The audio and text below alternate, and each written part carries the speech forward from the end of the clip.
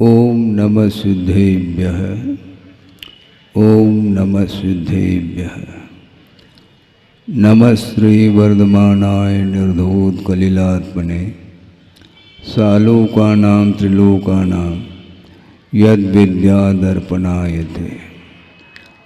अहिंसा परमो धर्म की, महावीर भगवान की प्रातः स्मरणे परम पूजाचार्य गुरुवर श्री विद्यासागर जी मुनि महाराज की जय। बहुत पुराना वो प्रसंग आपके सामने रख रहा हूँ, और ये जितने भी प्रसंग हैं वो सारे प्रसंग गुरुदेव के मुख से ही उसको सुना है। आत्म साधना करने के लिए बहुत सारे साधन होते हैं, जिन साधनों के माध्यम से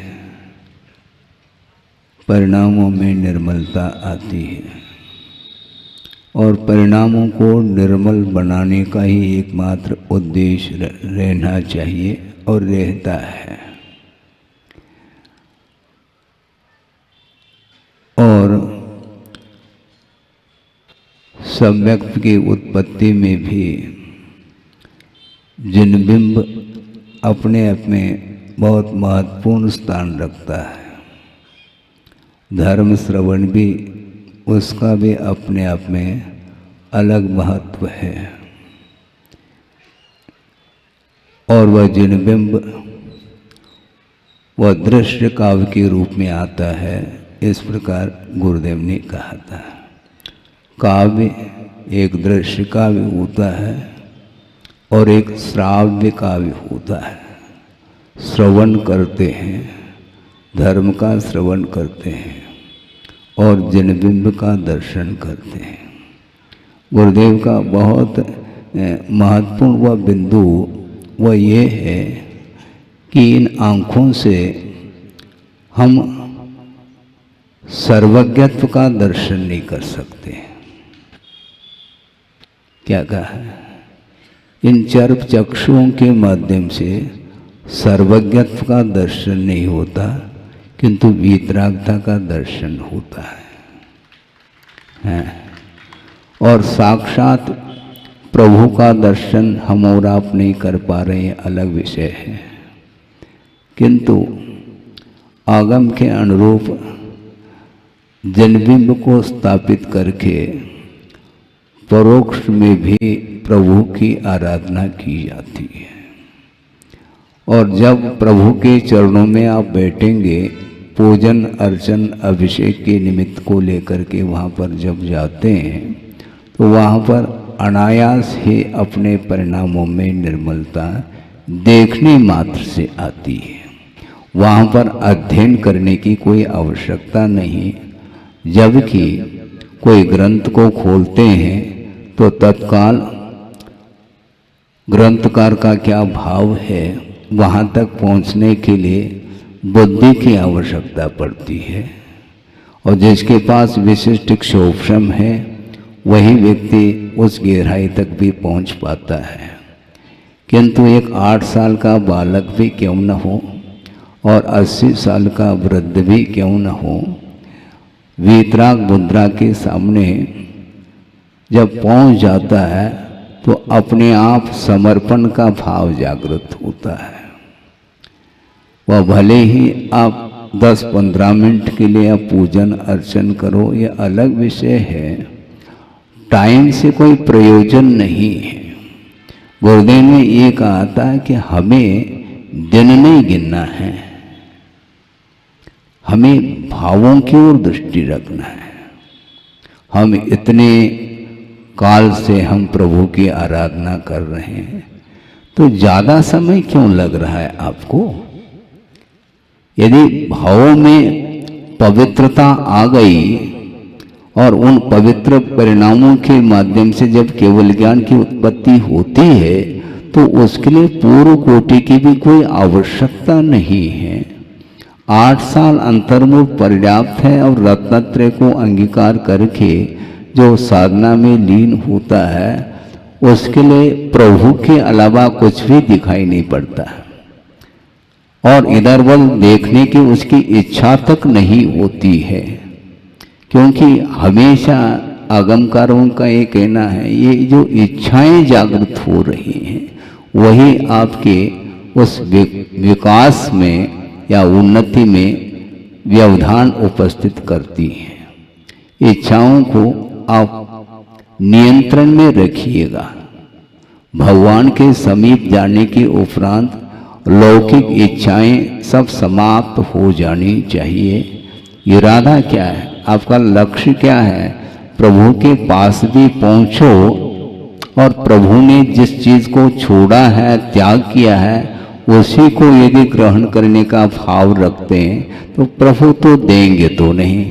वह इसलिए नहीं देते क्योंकि जिसको उन्होंने हे माना है, त्यागने योग्य वस्तु उसको श्रद्धान का विषय बनाया, तो आपको इस संसार में वो क्यों रखना चाहेंगे? उनका भाव तो ये है कि जिस प्रकार हमने छोड़ा है उसी प्रकार आप छोड़ना चाहते हो तो मेरे पास आ जाओ, नहीं है तो वहीं दुकान पर बैठे रहो। बिल्कुल आने का उद्देश्य क्या है आपका? सब छोड़ छाड़ करके आ गए, परिवार को भी उतने क्षण के लिए छोड़ दिया, समाज से भी कोई उतने समय के लिए कोई संबंध नहीं रहा। आप इस प्रकार क्या उद्देश्य है आपका, बताओ? तो आप बता नहीं पाएंगे। आप नहीं भी बताओ तो अंतर्यामी है, वो जान लेंगे ये किस लिए आया है। बहुत विचित्र दशा है संसारी प्राणी की। कई बार यह विषय रखा, फिर भी इसलिए रखता हूँ ताकि बाहर के भी कुछ लोग आए हैं और भीतर के तो है ही, लेकिन भीतर के होकर के भी वह बाहर रहते हैं। भीतर का स्थानीय जनता की अपेक्षा से, और जो बाहर के लोग आए हैं वो भी कुछ सुनना चाहते हैं और सुनने के लिए बहुत अल्प समय दिया और थोड़ा विलंब भी हुआ मुझे है। इसके उपरांत भी विलंब और अविलंब से मैं ज़्यादा उस ओर नहीं जाना चाहता है, किंतु वस्तु तत्व का स्वरूप यदि ज्ञात होता है तो निश्चित रूप से सारी जो सांसारिक इच्छाएं हैं वो एक क्षण में दूर हो सकती हैं। दूर करने के लिए ज़्यादा प्रयास की भी आवश्यकता नहीं पड़ती है, क्योंकि वीतराग मुद्रा के सामने और कोई आकर्षक वस्तु नहीं होनी चाहिए। आपका उपयोग यदि केंद्रित होता है तो ज़्यादा समय लगने वाला नहीं है। और वह 8 साल का बालक पहुंचा है, कहाँ पर? समो शरण में पहुंचा है, और एक 80 साल का भी हो सकता है, एक चक्रवर्ती भी पहुंचा है। इसके उपरांत भी क्षायिक सम्यक अवधि ज्ञान और भी विशिष्ट पुण्य जिसके अंदर है वह भी पहुंचा है। एक सामान्य बालक जिसको बोलते हैं आप लोग 8 साल का है, किंतु आगम कहता है 8 साल और 80 साल से कोई सरोकार नहीं। योग्यता की आवश्यकता है, और जिसके अंदर योग्यता है और उस योग्यता का वह मूल्यांकन करता है, उस योग्यता का उपयोग करने के लिए जिसका मन बार बार कह रहा है, वह व्यक्ति अब बाहर भी भेजो तो जाने वाला नहीं है। न आपको यहाँ पर बुलाया गया, न भेजा जा रहा है, आप स्वयं ही आए हैं और स्वयं ही जाएंगे, ये तो तय है। भेज कौन रहा है? अर्थ ये है कि हमारी दृष्टि जा किस ओर रही है। दृश्य का वे जिन बिंब को देखो अपने आप ही बोध हो जाता है। जिसके अंदर योग्यता है उसी को बोध होना है, और जिसके अंदर योग्यता यदि नहीं है तो इस प्रकार के और भी निमित्त उपस्थित हो सकते हैं मोक्ष मार्ग संबंधी, इसके बाद भी उसका कल्याण नहीं हो सकता। सोचो, विचार करो, 923 एक ने दो ने कहाँ से निकले? वो निरोध से निकले हैं। दो मत मिलते हैं, एक मत वह है जो डायरेक्ट ही निरोध से निकल करके चक्रवर्ती के पुत्र बने, और एक मत वह भी मिलता है निरोध से निकल करके वो गिजाई के रूप में उत्पन्न होते हैं, आप जानते हैं। उसके उपरांत नेक्स्ट जो पर्याय उनको मिलती है वो चक्रवर्ती के पुत्र होते हैं। अब सोचने का ये विषय है कि उसके पास कोई बुद्धि नहीं, न अतीत के कोई संस्कार है, और आज अनादिकालीन संस्कार है, हम क्या करें। और उनको भी तो अनादिकालीन तो संस्कार थे, किंतु बिना बुद्धि के भी ऑटोमेटिक अवधि पूर्वक भी जीव का विकास होता है।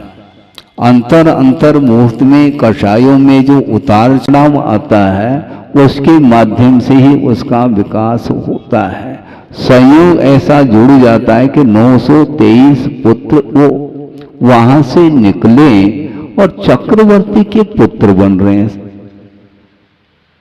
बहुत बड़ी समस्या है ये, जबकि आप लोग इतना पुरुषार्थ कर रहे हैं, इसके उपरांत भी उस क्वालिटी का पुण्य अर्जित नहीं कर पा रहे हैं, बुद्धि होने के उपरांत भी, और उसके पास कोई बुद्धि नहीं है और आपकी बुद्धि ठिकाने पर नहीं आ रही। समस्या ये है, उसके पास बुद्धि नहीं और जिसके पास बुद्धि है लेकिन ठिकाने पर नहीं आ रही, वो कहां पर किस कोने में है वो बुद्धि? स्वयं की ही बुद्धि स्वयं के लिए काम में नहीं आ रही है। ये एकमात्र अज्ञान का परिणाम है, एक मोह का ही एकमात्र ऐसा परिणाम होता है। और चक्रवर्ती के पुत्र बने हैं और चक्रवर्ती से वार्ता नहीं कर रहे हैं। चक्रवर्ती को भारी चिंता हो रही है, पुत्र की प्रतीक्षा में था काफी दिनों से, और पुण्य की योग से वो एक ने दो ने 923 पुत्र हुए तो हैं, और खूब सुंदर है, सब है, लेकिन ये गूंगे तो नहीं, बोल क्यों नहीं रहे? मान लो दूसरे से ना बोले लेकिन मुझसे नहीं बात करना चाहते हैं। इतना बड़ा वैभव इन्हें मिला है, ये इसका उपभोग क्यों नहीं करना चाहते? और क्या कमी है? कमी हमें कुछ नहीं है। उनको बात समझ में आ गई संसार का क्या स्वरूप है। घर में मौन, और यहां पर मान लो 10 मिनट के लिए मैं मौन धारण कर लूं तो व्यक्ति आता है, महाराज कोई गलती हो गई है, आप नाराज हैं ऐसा लगता है, आप बोल क्यों नहीं रहे हैं? तो मतलब बोले तो हम राजी हैं आपसे, और नहीं बोले तो बस नाराजगी। ऐसी परिभाषा हम अपनी बुद्धि से बनाते हैं। अपनी इच्छा की पूर्ति नहीं हुई तो बस मनगढ़ंत कुछ भी सोच लेता है? अपनी बुद्धि से ही सोच रहा है। आपको अवधि ज्ञान तो नहीं हुआ? हमारे भावों को आपने कैसा पढ़ लिया और तत्काल कह दिया, महाराज आप कोई गलती हो गई, हमारी तरफ देख नहीं रहे हैं आप। अच्छा, प्रभु देख रहे हैं क्या? प्रभु नहीं देख रहे हैं, लेकिन इसके उपरांत भी वो नाराज नहीं आपसे। बात क्या है इसमें? साक्षात प्रभु समोसन में विराजमान हैं, किंतु कितने लोग आए हैं, कहां कहां से आए हैं, कौन श्रेष्ठी वर्ग के रूप में आया है, कौन सामान्य है, कौन विशेष है, कौन चक्रवर्ती है, कौन मांडलिक अर्ध चक्री, इस पर कोई भी उनका ध्यान नहीं है। पूरा का पूरा जब विश्व ही उनके केवल ज्ञान में अवतरित हो रहा है तो अलग से विकल्प करके जानने की आवश्यकता क्या है। वो किसी को देख नहीं रहे हैं और व्यक्तिगत किसी से चर्चा नहीं करते और न आशीर्वाद दे रहे हैं। इसके बाद भी आपके लिए प्रभु अच्छे लगते हैं और बीच बीच में बोल करके कुछ क्षण के लिए मौन धारण करते हैं तो महाराज हमसे नाराज हैं। ये आदत है। प्रभु के सामने क्यों नहीं कर इस प्रकार करते हैं? ऐसा क्यों होता है? क्यों मत पूछो, तर्क से स्वभाव रहता दूर। ये प्रकृति है और स्वयं की ये प्रकृति दूसरे के द्वारा परिवर्तित नहीं हो सकती। स्वयं पुरुषार्थ करना चाहें तो बहुत जल्दी वह अपने स्वभाव को परिवर्तित कर सकता है। चक्रवर्ती की संपदा, उसका वह मालिक है चक्रवर्ती, वैभव। इसके उपरांत भी वह भी संवत्सर पहुंचा है और 923 भी पहुंचे हैं, किंतु 923 लौटते नहीं और वह लौट रहा है, हवेली की ओर जा रहा है। ये किसका परिणाम है? और किसी का नहीं, सिवाय मोह के। शायिक सम्यक दर्शन का अर्थ अटूट श्रद्धान हो गया। वह श्रद्धान व सम्यक दर्शन कभी अपने जीवन में छूटेगा नहीं।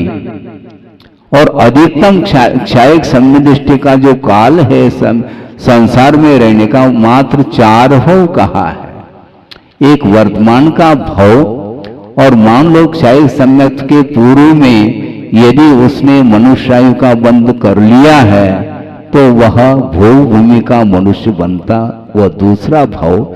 और वहां से नियम रूप से स्वर्ग जाता है, तीसरा भव। और वहां से नीचे आ जाता चतुर्थ भव, मनुष्य भोग को प्राप्त करके सीधा ऊपर जाएगा। आना जाना मिट जाए मेरा, आप बोल रहे हैं, वो 4 ही भव उनके लिए हो गए, सब समाप्त हो गया। बंद काटने आया हूं, वो बंद काट रहा है, अपन क्या काट रहे हैं? भक्ति है महाराज, भक्ति करिए, किंतु निरंतर भक्ति में आपको डूबना है, अन्यत्र भाव नहीं जाना चाहिए। यदि जा भी रहे भूमिका के अनुरूप, बहुत जल्दी अपने आप में प्रवेश करने का पुरुषार्थ करना चाहिए। प्रतिदिन देव शास्त्र गुरु की आराधना अपन करते हैं। कल ही शाम की बात है, 2-4 लोग जो सामने बैठे हैं वही आए थे और उन्होंने कहा कि महाराज हम प्रतिदिन पूजन पाठ करते हैं, इसके बाद भी वो विशुद्धि क्यों नहीं बढ़ पाती? तो क्यों नहीं बढ़ेगी? भूमिका के अनुरूप विशुद्धि बढ़ती है, क्योंकि जब तक आपका परवस्तु के साथ संबंध जुड़ा हुआ है तब तक आपको वो व्यवधान उपस्थित करेगा। आप पूजन करने के लिए बैठ गए और मान लो मोबाइल की घंटी बज गई, हेलो, आप करो या न करो, मन में तो हेलो हेलो हो रहा है, इसलिए वह फॉलो नहीं कर पा रहा है। मन में विकल्प है, भले ही उस समय आप उस मोबाइल को उठाओ या नहीं उठाओ ये अलग विषय है, किंतु मन में यह आता है कि पता नहीं कौन सा समाचार आया है, इमरजेंसी है कि क्या है, दुखद समाचार है क्या सुखद है, ये सारा विकल्प उसे हो सकता है, हो अनिवार्य नहीं किंतु होने की पूरी संभावना है। इसलिए वह उसकी जो पूजन जो कर रहा था उसमें यदि स्पीड है तो पकड़ में आ जाएगा, निश्चित इनको विकल्प है। क्योंकि प्रतिदिन वह 2-3 पूजन करता था और बिल्कुल संक्षेप, ये संक्षेप क्या है और विस्तार क्या है। चिंता हो गई तो जल्दी से अर्घम, क्यों अलग अलग चढ़ाओ या एक साथ चढ़ाओ, बात एक ही है, अष्टमंगल द्रव्य है, एक साथ मिला करके हम स्वाहा कर लेंगे और जल्दी से कहाँ जाना, क्या विकल्प वही विकल्प है, और जिनका कोई कनेक्शन नहीं है किसी व्यक्ति के प्रति, वह कितना निश्चिंत होकर के अपने धार्मिक क्रियाओं को संपन्न करता होगा। ये आज बहुत दुर्लभ है। हमने न टेलीविजन देखा, न मोबाइल हाथ में लिया, और यूं करते रहते, हमें समझ नहीं आता कि इसमें क्या होता होगा। हमने देखा ही नहीं, उस समय ये कल्चर था ही नहीं। और फोटोग्राफी भी वर्तमान में बिल्कुल यूं करते रहते हैं जैसे आशीर्वाद दे रहे हों। इतना बिल्कुल एडवांस हो गया है सब कुछ, और उस समय घंटों लग जाते थे एक फोटो निकालने के लिए। वह सिस्टम था नहीं, वह टेक्नोलॉजी उस समय नहीं थी, और आज इस प्रकार का है। इसलिए वह जितना आप विकल्प करोगे उतने और विकल्प कराने वाले वस्तु मिलते चले जाएंगे। तो कनेक्शन हमारा अन्य वस्तुओं के प्रति, चेतनात्मक पदार्थ के प्रति निरंतर वह संबंध बना रहता है। उसके कारण ही अपना मन केंद्रित नहीं हो पाता। फिर भी कोई बाधा नहीं, आप निरंतर करिएगा। निरंतर करने से संस्कार जो आते हैं उसमें वृद्धि होती है। ज्ञान संस्कार ही ऐसा कहा, तदेव ज्ञान संस्कार स्वतः तत्वे वतिष्ठते। अपना जो मन है वह तत्वता स्वरूप में ठहर जाता है। किसके द्वारा? ज्ञान के द्वारा नहीं, ज्ञान संस्कार ही कहा। संस्कार का अर्थ संतति, निरंतरता, कंटिन्यूटी जिसको बोलते हैं। आपको दूध अथवा जल गर्म करना है, समय हो रहा है, संक्षेप करना हो। दूध अथवा जल गर्म करने के लिए आप बैठे हैं तो पात्र को सिकड़ी पर यूं रख करके उतार दो। अग्नि के द्वारा जल नहीं तपता, ये ध्यान रखो। फिर किसके द्वारा महाराज? अग्नि संस्कार। हाँ, निरंतरता होनी चाहिए, तब कहीं जाकर के वह दूध गर्म होगा और वह उफान भी ले सकता है, क्योंकि निरंतरता वहां पर है। उसी प्रकार आपका परिणाम निरंतर कितने क्षण के लिए लग रहा है प्रभु में, पंच परमेष्टि में, ये आपका विषय है, मेरा विषय बिल्कुल नहीं है। आपके अंदर एट प्रेजेंट वर्तमान में कौन से विचार उत्पन्न हो रहे हैं, यह मेरे बुद्धि का विषय नहीं, किंतु आपकी ही बुद्धि का विषय है। इसलिए आपको पुरुषार्थ के माध्यम से ही अपने परिणामों को उज्जवल बनाने के लिए समय देना चाहिए। एक समय में कार्य संपादित नहीं होता, कम से कम अंतर मुहूर्त अपेक्षित है। और वह अंतर मुहूर्त में ही वह 8 साल का बालक 8 साल अंतर मुहूर्त हुआ है, और रत्नत्रय को अंगीकार करके अंतर मुहूर्त में साधना के माध्यम से सब कुछ कर लिया उन्होंने। ये सब क्या है ये? और इधर चक्रवर्ती अवधि ज्ञानी हैं, क्षायिक सम्यक लेकर के बैठो, जेब में रखो क्षायिक सम्यक दर्शन को, और घर जा रहा है। इन्होंने सब कुछ पा लिया, अंतर्मुहूर्त में सब कर लिया उन्होंने जो कुछ करना था। बार बार नहीं करना हमें, एक बार ठोस कर लो, ठोस कदम उठाना चाहिए, अप डाउन नहीं होना चाहिए।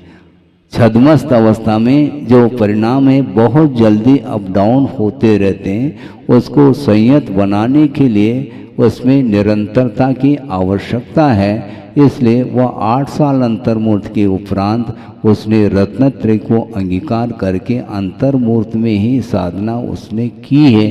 कैसे करते होंगे महाराज? हमें भी बताएंगे तो हम ही हो जाएगा, और क्या? वो बताने योग्य थोड़ी है वह विषय, वह प्रयोगात्मक ये दशा है। ज्ञान की परिणति ही व्याख्यान नहीं देना अपन को क्षय सम्यक्तोषण का क्या स्वरूप है, क्षोभशम का क्या स्वरूप है, उपशम का क्या स्वरूप है, इसकी उत्कृष्ट जगन स्थिति कितनी है, क्या ये सारा व्याख्यान है। वह उस व्याख्यान की ओर नहीं जाते हुए भी यदि उसने उस विषय को प्राप्त कर लिया है तो वह कर लिया, तो बस व्याख्यान क्यों करो, व्याख्यान नहीं करो, फिर क्या करो महाराज?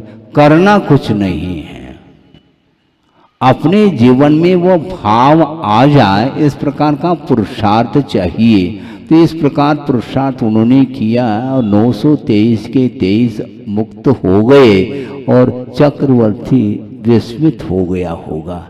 मेरे पास क्षयिक सम्मेलन है, इसके उपरांत में मैं अप डाउन कर रहा हूँ, बार बार सिंहासन बुला रहा है, राजगद्दी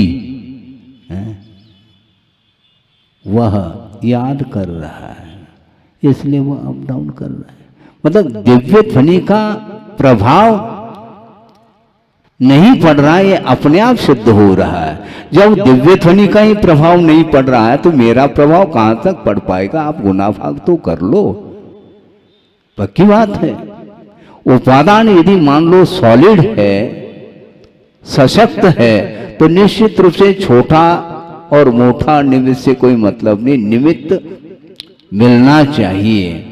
जिसको वैराग्य के लिए एक सफेद बाल पर्याप्त है, उसको वैराग्य हो रहा है, होता है। ये कौन सा निमित्त आ गया? उस बाल ने आपको प्रेरणा दी, वो प्रेरक है क्या? बाल प्रेरक है? नहीं। उस बाल के निमित्त से उसको ये भान हो गया कि वस्तुतः वस्तु का परिणमन जारी है, वह कभी शाश्वत नहीं है, मिटने वाली वस्तु है। इसका परिज्ञान एक बाल के माध्यम से उसने पा लिया है। सोचो, विचार करो। और इधर प्रभु की दिव्य धुनी 4-4 बार खिर रही है, खिराई नहीं गई, खिर रही है। इसके बाद भी 4-4 बार सुन लो, 40 बार सुन लो, बात तो वही आएगी। 6 द्रव्य है, 7 तत्व, 9 पदार्थ, इसके अलावा है क्या मुझे बताओ? ज्यादा 3 लोक के बारे में वर्णन होगा उसमें। उससे प्रयोजन क्या? प्रयोजन भूत तत्व का परिज्ञान यदि आपको हो गया है तो बस उसके कदम रुक जाएंगे, कहीं जाने की इच्छा उसको नहीं होगी। इसको बोलते हैं वस्तुतः भेद विज्ञान। और धीरे धीरे वह अपनी क्षमता के अनुरूप आगे बढ़ता है और उसकी क्षमता 8 साल अंतर्मुख में हो गई और 80 साल का जो वृद्ध, जो पालक बोलते हैं आप, वो बालक था, नादान था और वह उत्तीर्ण हो गया, मेरिट में आ गया। और जो पालक था तुम पालन करते रहो 50 को, मैं परिवार का नियंता, मैं चला रहा हूँ। तुम चलाते रहो, अनंत काल से चलाते हैं, और चलाना हो तो और चला दो। उसको चलाने की आवश्यकता नहीं, वह निरंतर चल रहा है। संसार का विच्छेद यदि किया जाता है तो अपने परिणामों को उज्जवल बनाने की आवश्यकता है, जिसके माध्यम से वह आपके पास जो ज्ञान है वह क्षयिक ज्ञान के रूप में परिवर्तित हो सकता है। हो इस पवित्र भावना के साथ अहिंसा परमो धर्म की जय। बोधि समाधि परिणाम शुद्धि स्वात्मोपलब्धि शिव सौख्य सिद्धि चिंतामणिम चिंतित वस्तुदाने त्वां वंदमानस्य ममास्तु देवी। परम पूजाचार्य गुरुवर श्री विद्यासागर जी मुनि महाराज की जय।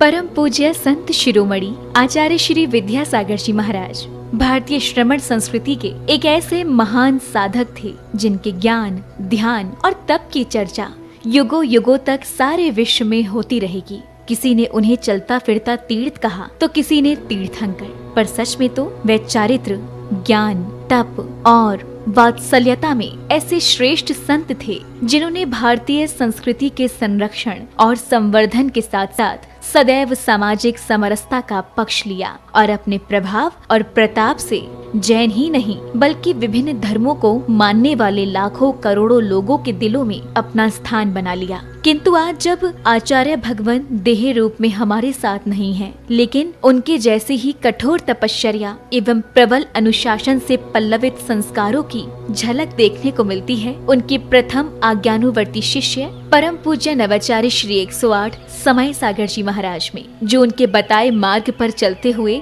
आज विश्व में धर्म की महती प्रभावना कर रहे हैं। आइए देखते हैं संत शिरोमणि आचार्य श्री 108 विद्यासागर जी महाराज के जन्म के 12 वर्ष बाद उन्हीं पुण्यवान माता के गर्भ से शरद पूर्णिमा के ही पावन पर्व पर जन्मे परम पूज्य नवाचार्य श्री 108 समय सागर जी महाराज की संयम पूर्ण जीवन यात्रा।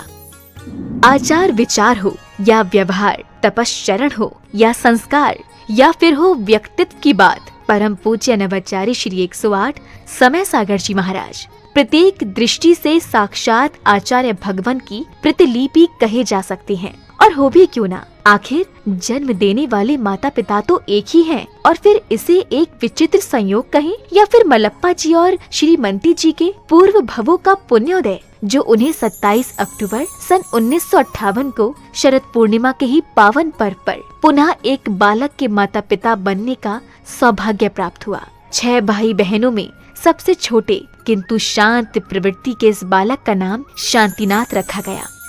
शांतिनाथ जैन बाल्यावस्था से ही पढ़ने लिखने में तो कुशाग्र थे ही, लेकिन जैसे जैसे समय बीतता गया वैसे वैसे उनकी रुचि धर्म और आध्यात्म में बढ़ने लगी, और इसी अभिरुचि के कारण ही मात्र 17 साल की उम्र में ही शांतिनाथ जा पहुँचे राजस्थान स्थित श्री महावीर जी में विराजमान आचार्य श्री विद्यासागर जी की शरण में, जहां 2 मई 1975 को आचार्य श्री ने शांतिनाथ जी की प्रार्थना स्वीकार कर उन्हें ब्रह्मचर्य व्रत दे दिया। ब्रह्मचर्य व्रत धारण करते ही ब्रह्मचारी शांतिनाथ जी दिन रात गुरु सेवा और धर्म ध्यान में तल्लीन हो गए।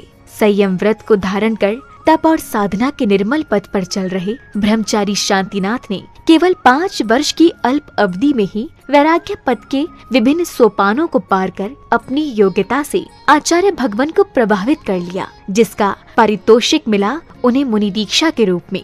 8 मार्च 1980 को मध्य प्रदेश के छतरपुर स्थित श्री दिगंबर जैन सिद्ध क्षेत्र द्रोणगिरी में आचार्य श्री विद्यासागर जी महाराज ने उन्हें मुनि दीक्षा प्रदान कर दिगंबर मुद्रा का पूर्ण साधक घोषित कर दिया और नाम दिया मुनि श्री समय सागर जी महाराज। मुनि दीक्षा के उपरांत मुनि श्री समय सागर जी महाराज ने कुछ वर्षों तक आचार्य श्री के संग में रहकर अध्ययन और अध्यापन किया। तत्पश्चात गुरु आज्ञा से पृथक संघ के नायक बनकर देश भर में विहार करते हुए धर्म प्रभावना करने लगे। अपने सानिध्य में कई पंच कल्याणक एवं विधान आदि धार्मिक अनुष्ठान संपन्न कराने के साथ ही उन्होंने अपनी लेखनी से कन्नड़, हिंदी, संस्कृत और मराठी भाषाओं में कई शास्त्रों की रचनाएं भी की। सन 2018 में ललितपुर में हुए पंच कल्याणक के दौरान आचार्य कुंद के नियम सार में वर्णित निर्यापक श्रवण की व्यवस्था का उल्लेख करते हुए आचार्य विद्यासागर जी महाराज ने मुनि श्री समय सागर जी महाराज को निर्यापक पद की उपाधि प्रदान कर संघ में नव दीक्षित मुनिराजों के निर्वाह का उत्तरदायित्व सौंप दिया। आचार्य कुंद देव ने यह बात बहुत स्पष्ट लिखी है, वह बात आप लोगों को समझ में आना चाहिए। जो दीक्षित करते हैं वे आचार्य कहलाते हैं, और इसके उपरांत जो नव में नए दीक्षित होते हैं उनके निर्वाह करने के लिए निर्यापक, हाँ आचार्य तो नहीं लिखा लेकिन निर्यापक श्रमण का वह रूप दिया है उन्होंने। ये निर्यापक का अर्थ यह है जैसे आचार्य महाराज कहते हैं उसके अनुसार जिनको ये दिया जाता है। ये लोग बहुत विलम्ब कर रहे थे, तो हमें भी ज़्यादा आग्रह करना अच्छा नहीं समझ में आया कि समय पर सब हो जाएगा। वह ललितपुर में योग था और आज आप लोगों के सामने हुआ है कि ये जितने भी नए श्रमण बने हैं ये इनके लिए प्रशिक्षण देने का श्रेय जाता है समय सागर निर्यापक को। कौन चाहता है जिम्मेदारी लेना, लेकिन वे लेना तो पड़ेगा। तो समय सागर जी को बहुत आग्रह करना पड़ा। 40 साल होने के उपरांत हाउ कहा है।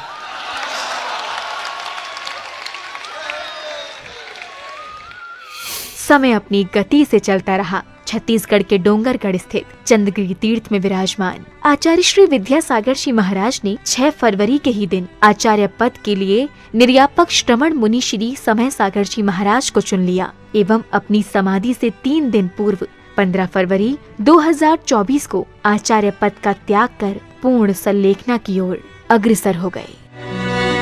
आचार्य भगवान की आज्ञानुसार निर्यापक श्रमण मुनिश्री समय सागर जी महाराज ने 16 अप्रैल 2024 को दमोह के कुंडलपुर में समस्त आचार्य संघ एवं देश भर के जैन समाज की उपस्थिति में पूज्य गुरुदेव के उत्तरदायित्वों के निर्वहन के लिए आचार्य पद स्वीकार कर लिया। पूज्य नवाचार्य समय सागर जी महाराज की।